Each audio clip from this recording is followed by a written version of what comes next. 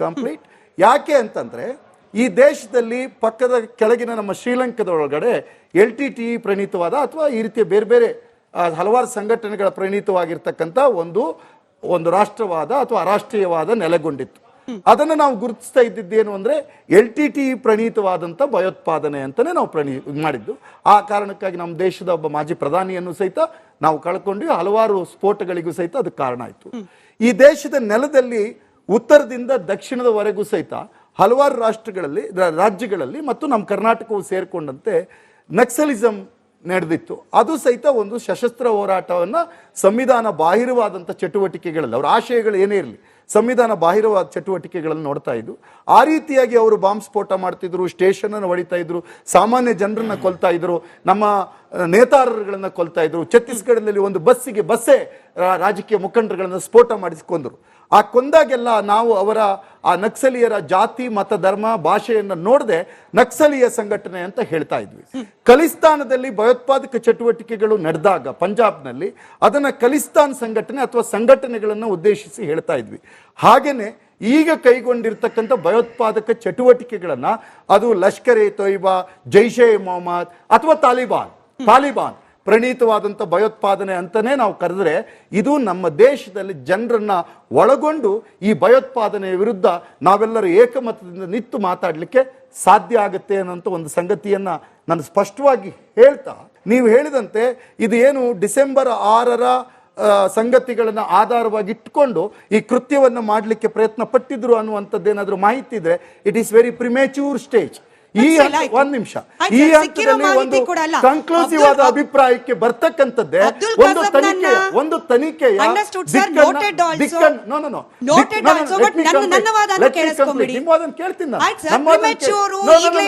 ಪ್ರಿಮ್ಯಾಚ್ಯೂರ್ stage ಈಗ ಆಗ್ತಕ್ಕಂಥದ್ದು. ಒಂದು ವೇಳೆ ಅದು ದೇವಾಲಯಗಳ ಕಾರಣಕ್ಕಾಗಿ ಟಾರ್ಗೆಟ್ ಮಾಡಿಯೇ ಆ ರೀತಿಯ ದಾಳಿಯನ್ನು ಮಾಡುವಂತದ್ದಾಗಿದ್ರು ಸಹಿತ ಅದನ್ನ ಖಂಡಿಸಬೇಕು.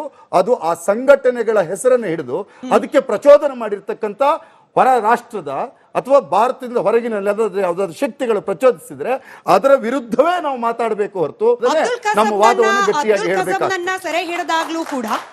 ಅಬ್ದುಲ್ ಕಸಬ್ನನ್ನ ಸೆರೆ ಹಿಡಿದಾಗ ಅಥವಾ ಅಫ್ಜಲ್ ಗುರು ವಿಚಾರದಲ್ಲಾಗಿರ್ಬೋದು, ಬುರಾನ್ ವಾರಿ ವಿಚಾರದಲ್ಲಿರ್ಬೋದು, ಮಾಧ್ಯಮಗಳು ಸುದ್ದಿ ಮಾಡಿದಾಗ it was also premature. Sir, ಕಡೆಗೆ ಏನಾಯ್ತು, ಈ ದೇಶ ಗಮನಿಸಿದೆ. ನಾವು ಈ ದೇಶದ ಇಂಟೆಗ್ರಿಟಿ ವಿಚಾರದಲ್ಲಿ ಮಾಧ್ಯಮವಾಗಿ ಸುದ್ದಿಯನ್ನು ಪ್ರಸಾರ ಮಾಡುವಾಗ ಈ ಕಾಗಕ್ಕ ಗೂಬಕ್ಕ ಕತೆ ಪ್ರಸಾರ ಮಾಡ್ಲಿಕ್ಕಾಗಲ್ಲ. We have to get the information from the official sources, though it may be unofficial statements. ಹೀಗೆ ನಾವು ಪ್ರಸಾರ ಮಾಡಿದಾಗ್ಲೂ ಕೂಡ ಇದು ಪ್ರೀಮೆಚ್ಯೂರ್ ಅನ್ನುವ ನಿಮಗೇನೆ ನಾನು ಕೇಳೋ ಪ್ರಶ್ನೆ. ಒಬ್ಬ ಡಾಕ್ಟರ್ ಉಮರ್, ಒಬ್ಬ doctor Muzammil who is an Indian, ಭಾರತೀಯರಾಗಿದ್ದ doctor Umar, doctor Muzammil, doctor Shaheen ಇವರೆಲ್ಲರೂ ಭಾರತದಲ್ಲೇ ಇರ್ತಕ್ಕಂಥ ಅಯೋಧ್ಯವನ್ನ ಟಾರ್ಗೆಟ್ ಮಾಡಬೇಕು ಅನ್ನೋ ಮನಸ್ಥಿತಿಯನ್ನ, ಹಾಗಾದ್ರೆ ನಿಮ್ಮದೇ ಪದಗಳಲ್ಲಿ ವಿವರಿಸಿ ಈ ಉದ್ದೇಶ ಹಾಗೆ ಮನಸ್ಥಿತಿಯನ್ನ ನಾವು ಏನಂತ ಕರಿಬೇಕು, ಹೇಗೆ ಗಮನಿಸಬೇಕು? ನೋಡಿ, ಅಯೋಧ್ಯ ಮಂದಿರದ ವಿಚಾರದಲ್ಲಿ ಸುಪ್ರೀಂ ಕೋರ್ಟ್ ಒಂದು ತೀರ್ಪನ್ನು ಕೊಟ್ಬಿಟ್ಟಿದೆ. ಆ ತೀರ್ಪನ್ನ ಈ ದೇಶದ ನೆಲ ಒಪ್ಪಿಬಿಟ್ಟಾಗಿದೆ. ಎಲ್ಲ ಜನರು ಸಹಿತ ಅದನ್ನ ಒಪ್ಪಿಬಿಟ್ಟಾಗಿದೆ. ಅದಕ್ಕೆ ಮತ್ತೆ ಈಗ ಚರ್ಚೆ ಮಾಡ್ತಕ್ಕಂಥ ಅವಶ್ಯಕತೆ ಇಲ್ಲ. ಯಾಕೆಂದ್ರೆ ಅದು ಸುಪ್ರೀಂ ಕೋರ್ಟ್ ನಮ್ಮ ದೇಶದ ಅತ್ಯುನ್ನತ ನ್ಯಾಯಾಲಯ ಕೊಟ್ಟಿರ್ತಕ್ಕಂಥ ಲಾಯರ್ ಆಗಿರ್ಲಿ, ಪತ್ರಕರ್ತ ಆಗಿರ್ಲಿ, ಬಿಸಿನೆಸ್ ಮೆನ್ ಆಗಿರ್ಲಿ, ಅವನು ಭಯೋತ್ಪಾದಕ ಕೃತ್ಯದಲ್ಲಿ ಭಾಗವಹಿಸಿದ್ದಾನಂತಂದ್ರೆ ಅವನು ಅರಾಷ್ಟ್ರೀಯವಾದ ಇರ್ತಕ್ಕಂಥವನು, ಅವನು ದೇಶ ವಿರೋಧಿ, ಅವನು ಧರ್ಮ ವಿರೋಧಿ ಅನ್ನುವಂಥದ್ದು ಸ್ಪಷ್ಟವಾದಂತ ನಿಲುವು. ಅದರಲ್ಲಿ ಏನು ಚರ್ಚೆನೇ ಇಲ್ಲ, ಅದರಲ್ಲಿ ಚರ್ಚೆ ಇಲ್ಲ. ಇಲ್ಲಿ ನಾವು ಗಮನಿಸಬೇಕಾದ ಸಂಗತಿ ಏನು ಅಂತಂದ್ರೆ ಆ ಭಯೋತ್ಪಾದಕರ ಸಂಖ್ಯೆ ಎಷ್ಟು, ಅದೇ ರೀತಿಯಾಗಿ ಯೋಚನೆ ಮಾಡ್ಬೇಕು ನಾವು. ಒರಿಸ್ಸಾದಲ್ಲಿ ಗ್ರಾಮ್ ಸ್ಟೇನ್ಸ್ ಅನ್ನ ಕೊಂದವರು, ಪನ್ಸಾರೆಯನ್ನ ಕೊಂದವರು, MM ಕಲಬುರ್ಗಿಯನ್ನ ಕೊಂದವರು, ಬೇರೆ ಬೇರೆ ಗೌರಿ ಲಂಕೇಶ್ ಅವರನ್ನ ಕೊಂದವರು, ಅವರು ಧರ್ಮದ ಆಚರಣೆ ಲೆಕ್ಕ ಹಾಕಿದ್ರೆ ಅವರೆಲ್ಲ ಹಿಂದೂ ಧರ್ಮದವರೇ.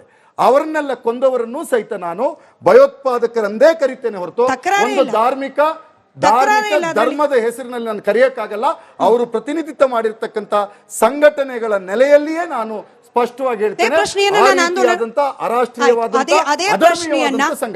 ಅದೇ ಪ್ರಶ್ನೆಯನ್ನ ಆಯ್ತು, ಗೌರಿ ಲಂಕೇಶ್ ಕೊಲ್ಲಲಿಕ್ಕೆ ಐಡಿಯಾಲಜಿಕಲ್ ಡಿಫರೆನ್ಸ್ ಇತ್ತು, ಪನ್ಸಾರೆ ಅವ್ರನ್ನ ಅಥವಾ ಇನ್ಯಾರನ್ನೋ ಕೊಲ್ಲಲಿಕ್ಕೆ ಐಡಿಯಾಲಜಿಕಲ್ ಡಿಫರೆನ್ಸ್ ಇತ್ತು, ಹೀಗಾಗಿ ನಾವು ಕೊಂದ್ವಿ ಅಂತ ಹೇಳಿ ಸಮರ್ಥನೆ ಮಾಡ್ಕೊಂಡ್ರು ಕೂಡ ಕೊಂದವರು ಕ್ರಿಮಿಗಳೇನೆ. ಕೊಂದವರ ಉದ್ದೇಶ ಉಗ್ರವಾದಿ ಚಟುವಟಿಕೆಗಿಂತ ಯಾವುದೇ ರೀತಿಯಲ್ಲೂ ಕಮ್ಮಿ ಇಲ್ಲ. ಆದ್ರೆ ಅಯೋಧ್ಯೆಯನ್ನ ಕೆಡವಬೇಕು ಅನ್ನೋ ಮನಸ್ಥಿತಿ ಅವ್ರ ಹಿಂದಿರುವ ಉದ್ದೇಶ, ಇದನ್ನ ನಾವು ಪ್ರಶ್ನೆ ಮಾಡಬಾರ್ದಾ? ಯಾಕೆ ಯಾರಿಗಾದ್ರೂ, ಅದರಲ್ಲೂ ಭಾರತೀಯರೇ ಆಗಿರುವ ಡಾಕ್ಟರ್ ಉಮರ್ಗೆ, ಭಾರತೀಯರೇ ಆಗಿರುವ ಮುಜಾಮಿಲ್ಗೆ, ಭಾರತದವರೇ ಆಗಿರುವ ಇಮಾಮ್ ಇರ್ಫಾನಿಗೆ ಅಯೋಧ್ಯೆಯಲ್ಲಿ ನಿಂತಿರುವ ರಾಮ ಮಂದಿರ ಕೆಣಕಬೇಕು, ಅಯೋಧ್ಯೆಯಲ್ಲಿ ನಿಂತಿರುವ ರಾಮ ಮಂದಿರ ಕೆಡುವ ಒಂದು ಮಂದಿರ ಅಂತ ಅನ್ನಿಸ್ಬೇಕು, ಅವ್ರ ಉದ್ದೇಶ ಪ್ರಶ್ನೆ ಮಾಡಬಾರ್ದ ನಾವು?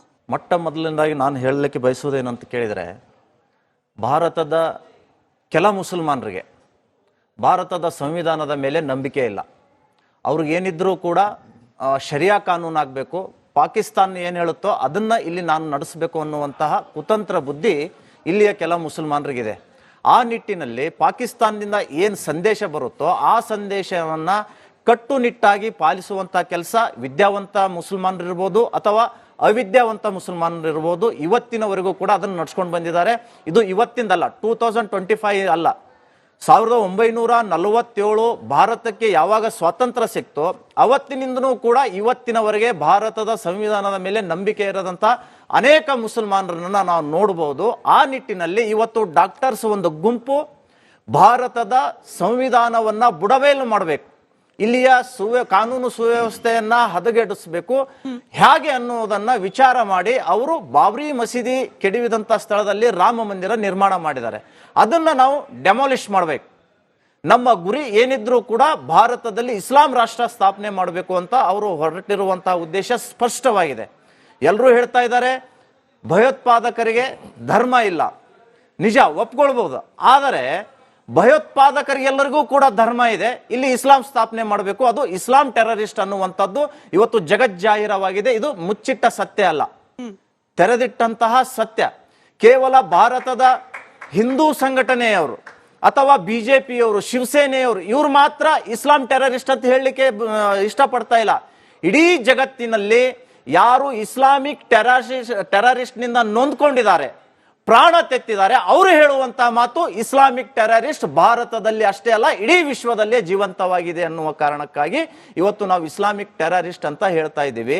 ಇಲ್ಲಿ ಇರುವಂತವ್ರಿಗೆ ನಾನು ಹೇಳ್ತೀನಿ, ತಾವೇ ಹೇಳಿದಿರಿ ನಾರಾ ಹೇ ತಕ್ದೀರ್ ಅಲ್ಲಾಹು ಅಕ್ಬರ್, ಕಾಶ್ಮೀರ್ ಮೇ ರಹನಾ ಹೈ ತೋ ಅಲ್ಲಾಹು ಅಕ್ಬರ್ कहना होगा, नहीं तो ಜಾಗ ಖಾಲಿ करना होगा, ಪಂಡಿತ್ಗೆ ಔರತೌಕೆ ಬಿನಾ ಅನ್ನುವಂತಹ ಸಂದೇಶ 1992ರಿಂದ ನಾವು ಕೇಳ್ತಾ ಇದ್ದೇವೆ. ಇದು ಭಯೋತ್ಪಾದನೆ ಅಂದ್ರೆ ಇದು ಇಸ್ಲಾಂ ಭಯೋತ್ಪಾದನೆ ಅನ್ನಲಿಕ್ಕೆ ಸಾಧ್ಯ ಇಲ್ವಾ? ಪ್ರತಿಯೊಂದು ಸ್ಫೋಟ ನೋಡಿ, ಎಲ್ಲೇ ಸ್ಫೋಟ ಆಗಲಿ ಅದರ ಲಿಂಕ್ ಹೋಗುವುದು ಮಸೀದಿ ಕಡೆ, ಆ ಮಸೀದಿ ಮೌಲ್ವಿ ಕಡೆ. ಹೀಗಿರಬೇಕಾದ್ರೆ ಭಾರತದಲ್ಲಿ ಸ್ಪಷ್ಟವಾಗಿ ನಾವು ಹೇಳಲಿಕ್ಕೆ ಬಯಸ್ತಾ ಇದ್ದೀವಿ, ಮದರ್ಸಾದಲ್ಲಿ ಏನು ಬೋಧನೆ ಆಗುತ್ತೋ ಆ ಬೋಧನೆ ಕಾಫೀರರನ್ನ ಕೊಲ್ಲಬೇಕು, ಮೂರ್ತಿ ಪೂಜಕರನ್ನ ನಿಂದಿಸಬೇಕು, ಅವರನ್ನ ಓಡಿಸಬೇಕು, ಇಲ್ಲಿ ಇಸ್ಲಾಂ ಸ್ಥಾಪನೆ ಮಾಡಬೇಕು ಅಂತ ಇವತ್ತಿಗೂ ಕೂಡ ಮದರ್ಸಗಳಲ್ಲಿ ಬೋಧನೆ ಆಗ್ತಾ ಇದೆ. ಆ ಕಾರಣಕ್ಕಾಗಿನೇ ನಾವು ಇಸ್ಲಾಮಿಕ್ ಟೆರರಿಸ್ಟ್ ಅಂತ ಹೇಳಿ ಜನರಲೈಸ್ ಮಾಡಿ ಹೇಳಲಿಕ್ಕೆ ಸಾಧ್ಯನಾ? ನಾನು ಫಸ್ಟ್ ಗೆ ಹೇಳಿದೆ ಕೆಲ ಮುಸಲ್ಮಾನರು ಅಂತ. ಅದೇ ಮಾದರಿಯಲ್ಲಿ ಕೆಲ ಮದರ್ಸಗಳು ಈ ದೇಶದಲ್ಲಿ ಅಂತಹ ಕುಕೃತ್ಯಕ್ಕೆ ನಾಂದಿ ಹಾಡ್ತಾ ಇದ್ದೇವೆ, ಪ್ರಚೋದನೆ ಕೊಡ್ತಾ ಇದ್ದಾವೆ. ಹೀಗಾಗಿ ಅಂತಹ ಕಾರಣಕ್ಕೆ ಇವತ್ತು ಇಲ್ಲಿ ಬಾಂಬ್ ಬ್ಲಾಸ್ಟ್ ಮಾಡಬೇಕು, ದೇವಸ್ಥಾನಗಳ ನಾಶ ಮಾಡಬೇಕು ಅಂತ ಈ 6 ಜನ ವಿದ್ಯಾವಂತ ಡಾಕ್ಟರ್ಸ್ಗಳು, ಇವ್ರು ನೋಡಿ ಮತ್ತೊಬ್ಬರ ಪ್ರಾಣವನ್ನ ರಕ್ಷಣೆ ಮಾಡುವಂತಹವರು, ಮತ್ತೊಬ್ಬರ ಜೀವವನ್ನ ಉಳಿಸುವಂತಹ ವೈದ್ಯರು ಇಂಥ ಕುಕೃತ್ಯಕ್ಕೆ ಇವತ್ತು ಕೈ ಹಾಕಿದ್ದಾರೆ ಅಂದ್ರೆ ಯಾವ ಮಾನವ ಕುಲದ ಸಮಾಜವೂ ಕೂಡ ಕ್ಷಮಿಸಲಿಕ್ಕೆ ಸಾಧ್ಯ ಇಲ್ಲ. ಇವರನ್ನ ಮಟ್ಟ ಹಾಕ್ಬೇಕು. ಇವ್ರು ಶಂಕಿತರು ಅಂತ ಹೇಳ್ತಾ ಇದ್ದೀರಿ, ಯಾಕೆ ಶಂಕಿತರು ಅಂತ ಹೇಳ್ಬೇಕು? ನಿಜಕ್ಕೂ ಕೂಡ ಇವರು ಭಯೋತ್ಪಾದಕನ ಚಟುವಟಿಕೆಯಲ್ಲಿ ತೊಡಗಿದವ್ರೆ. ತೀವ್ರವಾಗಿರುವಂತಹ ವಿಚಾರಣೆ ಮಾಡಿ ಇವರನ್ನ ಗಲ್ಲು ಕಂಬದ ಎದುರುಗಡೆ ನಿಲ್ಲಿಸಬೇಕು ಅನ್ನುವಂತ ಆಗ್ರಹ ಇವತ್ತು ಈ ವೇದಿಕೆ ಮುಖಾಂತರ ನಾನು ಮಾಡ್ಲಿಕ್ಕೆ ಬಯಸ್ತೇನೆ. ಉಗ್ರವಾದಕ್ಕೆ ಧರ್ಮ ಇಲ್ಲ ಸರಿಯೇ, ಅವ್ರದಕ್ಕೂ ಉತ್ತರ ಕೊಡ್ತಾ ನನ್ನ ಪ್ರಶ್ನೆಗೂ ಉತ್ತರ ಕೊಡಿ.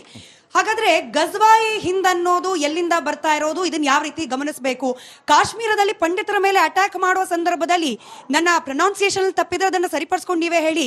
ರಲೀವ್ ಗಲೀವ್ ಸಲೀವ್ ಅಂದ್ರೆ ಒಂದ ಕನ್ವರ್ಟ್ ಆಗು, ಇಲ್ಲಾಂದ್ರೆ ಓಡ್ ಹೋಗು, ಇಲ್ಲಾಂದ್ರೆ ಕೊಂದ್ ಹಾಕ್ತೀವಿ, ಈ ರೀತಿಯ ಹೇಳಿಕೆ ಇದೆಲ್ಲಿಂದ ಬರ್ತಾ ಇದೆ?